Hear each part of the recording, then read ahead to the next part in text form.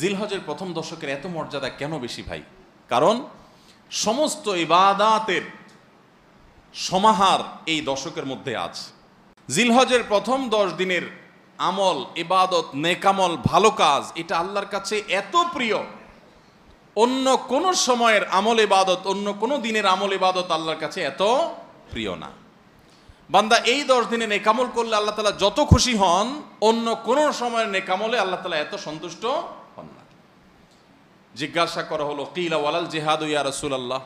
সাহাবীরা প্রশ্ন করলেন, হে আল্লাহর রাসূল, অন্য সময় আল্লাহর রাহে যদি কেউ জিহাদে যায়, অন্য সময় যদি জিহাদে রত হয়, তাহলে সেই আমলটার মর্যাদাও কি এই দশকের সাধারণ নেকামলের চাইতে উত্তম না?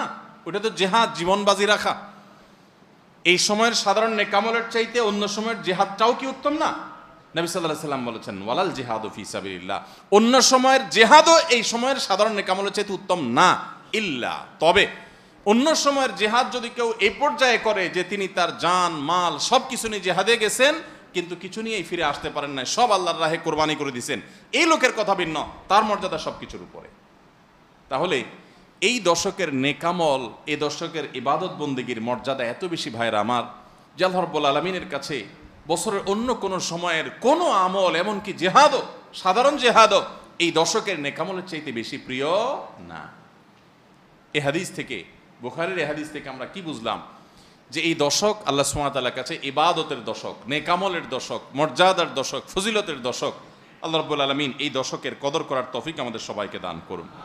ভাইরা আমার, বিশ্ববিখ্যাত হাদিসবেত্তা হাফেজ ইবনে হাজার আসকালানী রাহমাতুল্লাহি আলাইহি জিলহজের প্রথম দশক সম্পর্কে বলেছেন, জিলহজের প্রথম দশকের এত মর্যাদা কেন বেশি ভাই? কারণ সমস্ত ইবাদাতের সমাহার এই দশকের মধ্যে আছে। ইসলামের যে মৌলিক ইবাদতগুলো আছে, প্রায় সব মেইন সব ইবাদতগুলোর সমাহার এই দশকে আপনি খুঁজে পাবেন, এমনকি রমজানেও পাবেন না সব, এই দশকে সবগুলোর সমাহার পাবেন। কিভাবে? এই দশকে আমরা দেখি যে প্রথমত ঈমান তো 12 মাসের আমল, অন্য সময়ও আছে, এই সময়ও আছে। 5 ওয়াক্ত নামাজ 12 মাসের আমল, অন্য সময়ও পড়তে হয়, এই দশকেও পড়তে হয়। রোজা রমজান মাসে আছে, এই দশকেও রোজা আছে, প্রথম 9 দিনই রোজার কথা হাদিসে আছে, আবার বিশেষভাবে আরাফাতের দিন রোজার কথা আছে। তাহলে ইসলামের তৃতীয় রোকন রোজা, রোজা অবশ্য হজ হলো তৃতীয়, জাকাত হলো তৃতীয় রোকন। জাকাত অন্য সময় দেওয়া যায়, এই সময়ও দেওয়া যায়, তাহলে জাকাত আদায়যোগ্য সময় এটা। আবার রোজারও আমল এই দশকের মধ্যে আছে। আর হজ তো হয়ই এই দশকে, হজের মূল কাজই হলো এই দশকে, ফরজ কাজগুলো সব এই দশকেই হয়ে যায়। তাহলে এই দশকে ঈমান আছে, নামাজ আছে, জাকাত আছে, রোজা আছে, হজ আছে, আবার কোরবানি আছে, আবার জিকিরের জন্য আলাদা নির্দেশ আছে, এই দিনগুলোতে বিশেষভাবে আল্লাহর জিকির করো। আছে না নাই ভাই? তাহলে আমরা কি বুঝলাম? এই দশকে সমস্ত ইবাদতের কি আছে? সমাহার আছে, সমস্ত ইবাদতের নজির আছে। এই জন্য এই দশকের মর্যাদা অনেক বেশি। আল্লাহ রাব্বুল আলামিন এই দশকের মর্যাদা এবং কদর আমাদের সবাইকে করার তৌফিক নসিব করুন। ভাইরা আমার, এই দশকের মর্যাদা নিয়ে আমরা কথা বাড়াতে চাই না, এবার আমরা করণীয়তে চলে যাই। কি করব আমরা? আমরা কোরআন এবং হাদিসের আলোকে 11টি আমলের কথা বলতে পারি। এই 11টি আমল এই দশকের জন্য খাস, স্পেশাল। নাম্বার 1 নম্বর এই দশকের আমল হলো বেশি বেশি আল্লাহর জিকির করা। কি করা? বেশি বেশি আল্লাহর জিকির করা।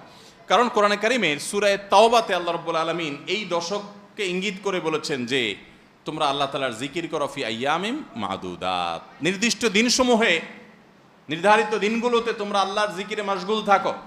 এখানে আল্লাহর জিকির যে নির্দিষ্ট দিনগুলোতে রাখার কথা বলা হয়েছে, সেই আয়াতের ব্যাখ্যা আবারও তাফসীর ইবনে কাসিরে এবং ইবনে আব্বাস রাদিয়াল্লাহু তাআলা সহ আরও অন্যান্য মুফাসসিরদের থেকে বর্ণিত হয়েছে যে নির্দিষ্ট দিন বলতে জিলহজের প্রথম 10 দিনকে আল্লাহ তাআলা মিন করেছেন। এই 10 দিনই তোমরা আল্লাহর জিকিরে বেশি বেশি করে আল্লাহ তাআলার জিকির করো। তাহলে জিকির শুধু না, পরিমাণে বাড়িয়ে বাড়িয়ে বেশি বেশি পরিমাণে জিকির করতে হবে এই দশকে। আল্লাহ তাআলার স্মরণ অন্তরে হবে, মুখে আল্লাহ তাআলার জিকির চলবে, কাজের মাধ্যমে জিকিরের আমল চলবে, অন্তরের স্মরণের মাধ্যমে, মুখে জিকিরের মাধ্যমে। কোরআনের তেলাওয়াত একটা জিকির, তাসবিহগুলো একটা জিকির, তাহমিদ আল্লাহর প্রশংসা একটা জিকির, এরকম যত জিকির আছে এই দশক হলো জিকিরের দশক, সবচেয়ে বেশি জিকির চলবে। সবচেয়ে বেশি কি চলবে? জিকির চলবে। দ্বিতীয়ত যে আমলটি চলবে তা হলো যে কোনো নেকামল, যে কোনো নেকামল। কারণ একটু আগে আমরা হাদিস শুনলাম যে নবী করিম সাল্লাল্লাহু আলাইহি ওয়াসাল্লাম বলেছেন, মা মিন আইয়ামিন আল্লাহ আমালুস সালিহু ফিহিন্না আহাব্বু ইলাল্লাহ মিন হাযিহিল আইয়াম। এই জিলহজের 10 দিনের চাইতে অন্য কোনো দিনের নেকামল আল্লাহর কাছে বেশি প্রিয় না। মাস হিসাবে রমাদান সবচেয়ে সেরা, আর দিন হিসাবে খুচরা দিনগুলোর মধ্যে রমজানের বাইরে সবচেয়ে সেরা কোনটা? জিলহজের প্রথম দশক। রমজানের পরে মর্যাদার বিচারে সবচেয়ে বেশি মর্যাদাপূর্ণ দশক হলো এই দশক। এই জন্য এই দশকে আমল করলে আল্লাহর কাছে এত প্রিয় যে অন্য কোনো সময়ের আমল আল্লাহর কাছে এত প্রিয় না। এই জন্য এই দশকের দ্বিতীয় আমল হলো বেশি বেশি নেকামল করা। বেশি বেশি কি করা?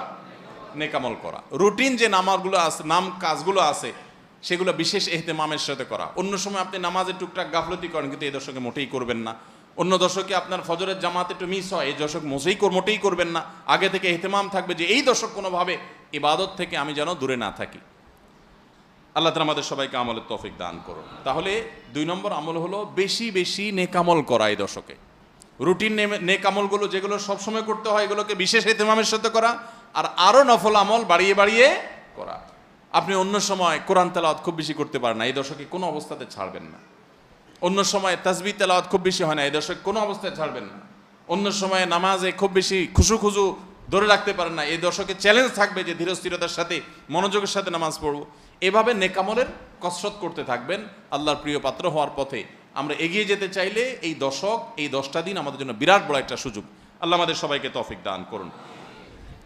3 নম্বর, এই দশকের করণীয় হলো সকল গুনাহ থেকে অন্য সময়ের চাইতে এই সময়টাতে বেঁচে থাকার জন্য বেশি সচেষ্ট থাকা। গুনাহ তো 12 মাসই আমরা করব না, কিন্তু এই দশক গুনাহ না করার ব্যাপারে চেষ্টাটা একটু বেশি থাকবে। কারণ আপনারা সূরা তওবার একটি আয়াত শুনেছেন, আল্লাহ রাব্বুল আলামিন সম্মানিত 4 মাসের আলোচনা করে বলেছেন, যালিকাদ দীনুল কাইয়্যিম ফালা তাজলিমু ফিহিন্না আনফুসাকুম। এই সম্মানিত মাসগুলোতে তোমরা নিজের প্রতি নিজে অবিচার করিও না। ভাইরা আমার, তার মানে যেই সময়টাতে আল্লাহর নৈকট্য লাভের সুযোগ, ওই সময়টাতে যদি কেউ পাপাচারে লিপ্ত হয়, এর চেয়ে পাপিষ্ট আর কে আছে?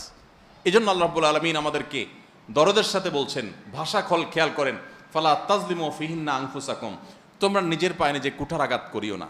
এই 10 দিন না, শুধুমাত্র এই পুরো সম্মানিত 4 মাস, সম্মানিত 4 মাসের ভিতরে টানা 3টা মাস চলছে, জিলকদ, জিলহজ, মুহররম, আরেকটা হলো রজব মাস, রমজানের আগের মাস। তাহলে সম্মানিত 4 মাসের মধ্যে এই 10টা দিন আবার বিশেষ মর্যাদাবান। অতএব এই আয়াতটা এখানে আরো বেশি ফিট হবে, অর্থাৎ পাপাচার থেকে বাঁচার জন্য আলাদা কসরত থাকবে। অন্য সময় আমি গুনাহের কাজ করলেও এই দশকে কোন অবস্থাতে আল্লাহর নাফরমানি করব না। আল্লাহ আমাদের সবাইকে বেঁচে থাকার তৌফিক দান করুন। ভাইরা আমার, তাহলে 3 নম্বর আমল আমরা পেয়ে গেলাম। 4 নম্বর আমল হলো যাদেরকে আল্লাহ তাআলা সামর্থ্য দিয়েছেন তারা হজ করবেন। এই দশক হজের আমলের মাস, আমলের দশক, এই দশকেই হজ হবে। অতএব যাদের তৌফিক দিয়েছেন আল্লাহ তাআলা, তারা কি করবেন? হজ করবেন। এটা এই দশকের আমল। এটা হলো 4 নম্বর আমল। 5 নম্বর আমল হলো যাদেরকে আল্লাহ সামর্থ্য দিয়েছেন তারা এই দশকে কোরবানি করবেন। কারণ কোরবানি এমন একটা আমল, নবী করিম সাল্লাল্লাহু আলাইহি সাল্লাম মদিনা হিজরত করেছেন, এরপর থেকে প্রতি বছরই তিনি কি করেছেন?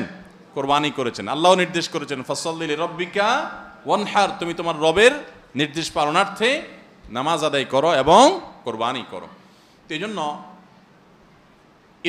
ঈদুল আজহায়, অর্থাৎ এই জিলহজের প্রথম দশকের শেষ দিন, অর্থাৎ 10ম দিনে কোরবানির আমলটা করা, এটা যাদের সামর্থ্য আছে তাদের জন্য প্রযোজ্য। এই দশকের একটা আমল হলো কি করা? কোরবানি করা। কয়টা আমল গেল? 5টা। 6 নম্বর হলো যাদের কোরবানি করার ইচ্ছা আছে তারা জিলহজের চাঁদ ওঠার আগে জিলকদ মাসের শেষ দিনের মধ্যে তাদের হাতের নখ, চুল, গোফ, অবাঞ্ছিত লোম এগুলো সব কেটে পরিষ্কার করে ফেলবেন এবং এই দশক আর সেগুলোতে হাত দিবেন না। কোরবানি করে তারপরে সেগুলো পরিষ্কার করতে চাইলে করবেন, এই দশকে আর হাত দিবেন না। নবী সাল্লাল্লাহু আলাইহি সাল্লাম বলেছেন, মান আরাদা আন ইউদাহিয়া ফালা ইয়াখুয মিন শা'রিহি ওয়া আযফারিহি শাইআ, যে ব্যক্তি কোরবানি করার এরাদা করেছে, নিয়ত করেছে, সেই জন্য তার চুল, নখ এগুলো না কাটে। ওই 10 দিন জিলহজের চাঁদ উঠছে আর কাটবেন না, চাঁদ উঠার আগে কেটে ফেলবেন এবং কোরবানির পরে যায় কাটবেন। এই 10 দিন বিরত থাকা। তবে অন্য আরও বিভিন্ন রেওয়ায়াত থেকে, বর্ণনা থেকে বোঝা যায় যে এই আমলটা শুধু যিনি কোরবানি করবেন তিনি নয়, যিনি কোরবানি করবেন না, কোরবানি করার সামর্থ্য নাই, তিনিও এই আমল করতে পারেন, তাহলে আল্লাহ তাআলা তাকে কোরবানি করার সওয়াব দান করবেন। এমনকি কোন কোন সালাফ কোন কোন সাহাবী থেকে আমলও বর্ণিত আছে যে বাসার বাচ্চা কাচ্চা যারা আছে তাদেরকেও এই দশকে চুল নখ ইত্যাদি কাটতে নিষেধ করেছেন। তাহলে চুল নখ ইত্যাদি কাটা থেকে বিরত থাকা এই 10 দিন, আগে কাটা এবং পরে কাটা, এই 10 দিন না কাটাকাটি না করা, এটা একটা মুস্তাহাব আমল। এবং প্রায় সব ফুকাহায়ে কেরাম এই ব্যাপারে একমত হয়েছেন। মওসুআ ফিকহিয়া কুয়েতিয়ার মধ্যে লেখা হয়েছে যে ইত্তাফাকাল ফুকাহা, সব ফকিহগণ প্রায় একমত যে এই দশকে যিনি কোরবানি করবেন তিনি তো বটেই, কোরবানি যিনি করবেন না তাদের তরফ থেকেও চুল নখ এগুলা কাটা থেকে বিরত থাকা মুস্তাহাব। তাহলে 6 নম্বর আমল গেল চুল নখ ইত্যাদি এই দশক না কেটে থাকা। 7 নম্বর আমল হলো এই দশকে বেশি বেশি তাকবীর পাঠ করা। এটা তাকবীরে মুতলাক বলা হয়, সাধারণ তাকবীর। আল্লাহু আকবার, আল্লাহু আকবার, লা ইলাহা ইল্লাল্লাহ, আল্লাহু আকবার, আল্লাহু আকবার ওয়ালিল্লাহিল হামদ।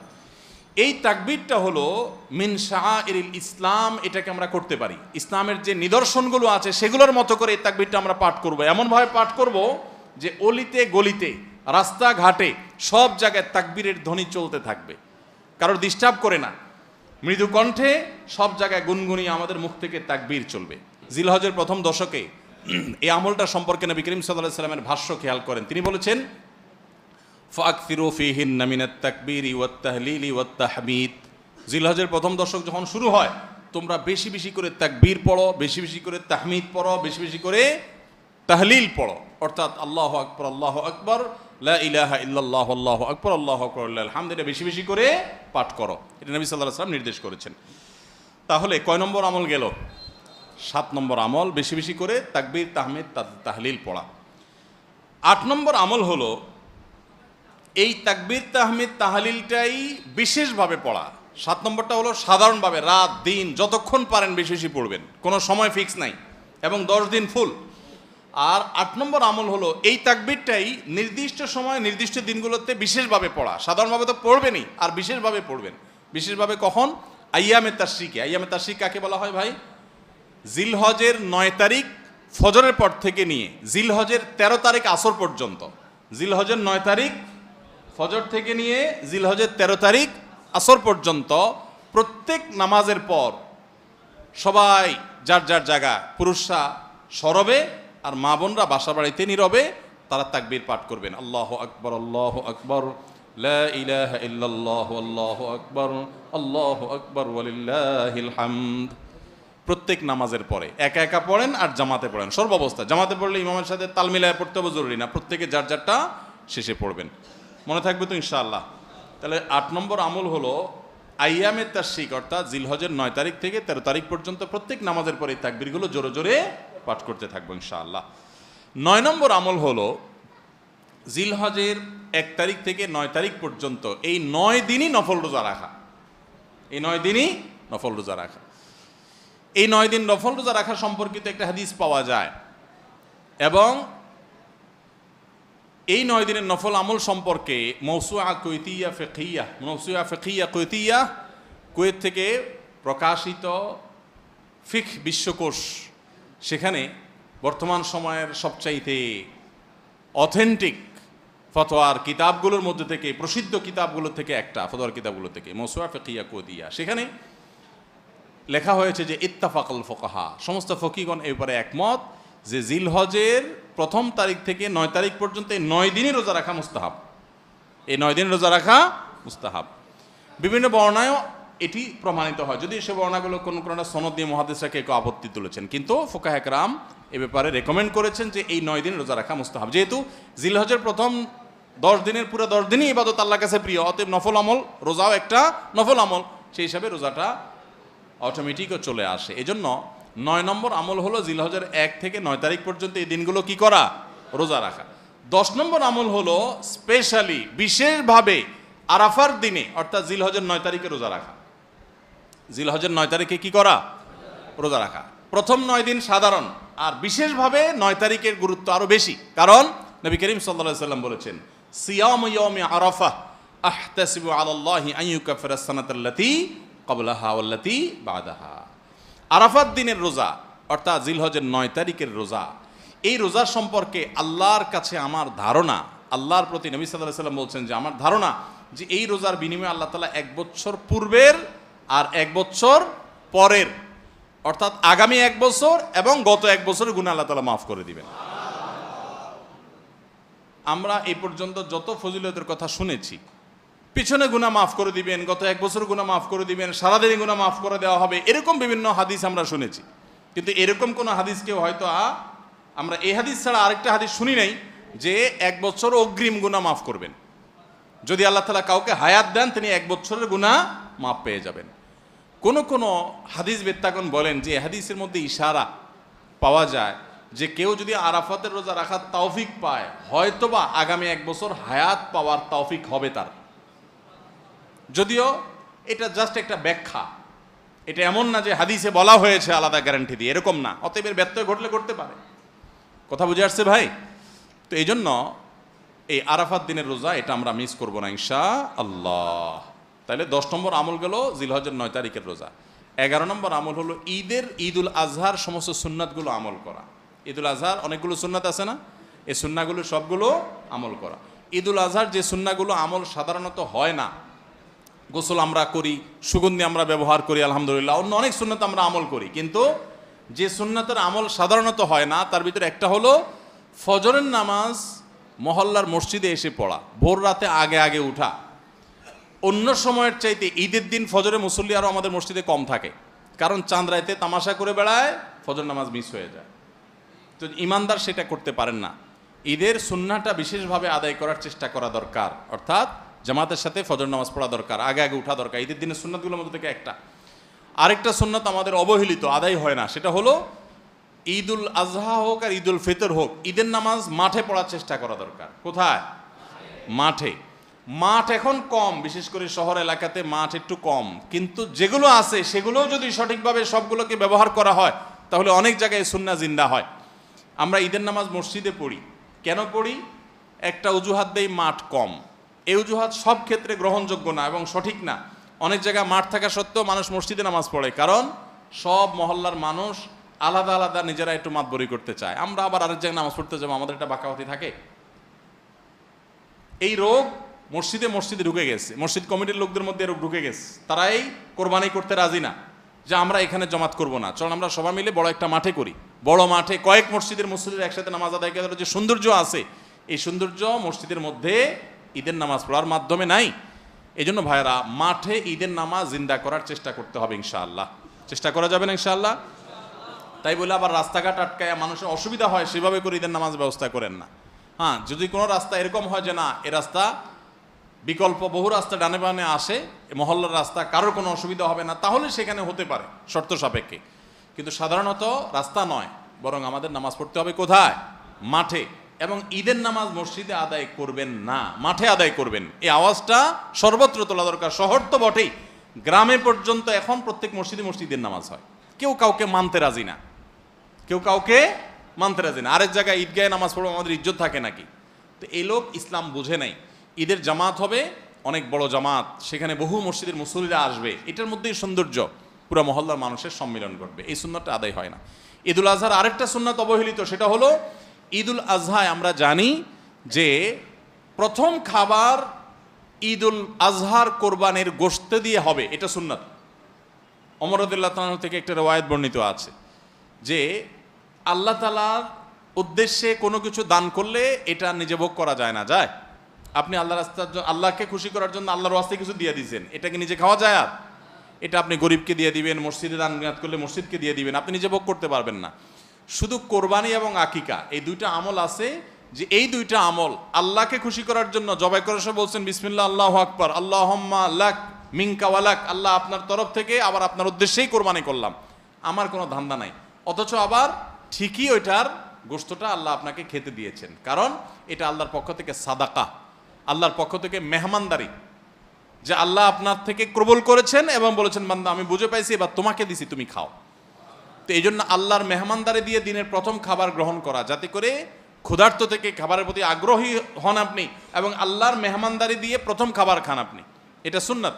এই জন্য ঈদুল আজহার দিন আমরা কোনো কিছু না খেয়ে থাকবো, রাতে খেয়ে যে শোবো, এরপরে আর কোনো কিছু খাবো না, ঈদগাহে আসবো না খেয়ে, কোরবানির পশুর গোশত বানায়া রান্না করে ওইটা দিয়ে প্রথম খাবার খাবো ইনশাআল্লাহ। আল্লাহ তাআলা আমাদের সবাইকে এই সব সুন্নাহগুলো মেনে চলার তৌফিক দান করো। তাহলে 11 নম্বর আমল হলো ঈদুল আজহার সব সুন্নাহগুলা পালন করা।